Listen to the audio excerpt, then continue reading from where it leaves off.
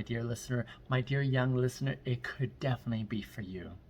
And I would love for you to see this transformation that could be at a very early stage instead of going through years of more pain and more loss and more heartache and heartbreak. Oh, like I don't want you to see that.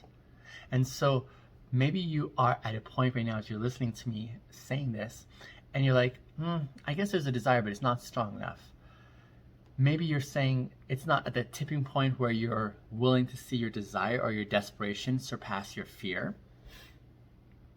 Well, my encouragement for you would be to keep feeding it. Keep feeding it and saying what could be, because the more you feed it, the more it starts building up the tension internally that's saying, okay, I really want this now and I want to strive for this. You know what it's like for a kid on Christmas Eve and they're desiring morning to come already? They want it to be already here. Do you know what it's like for students who are taking a test and they're just struggling their way through it and they're looking at the clock and it just seems to be moving so close and they're desiring that time to be over, because they are not enjoying that time?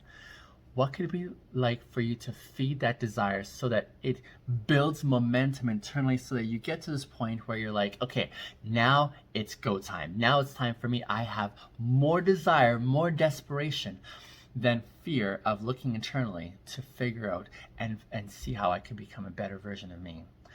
Feed that desire until you are ready to act on it and move through it.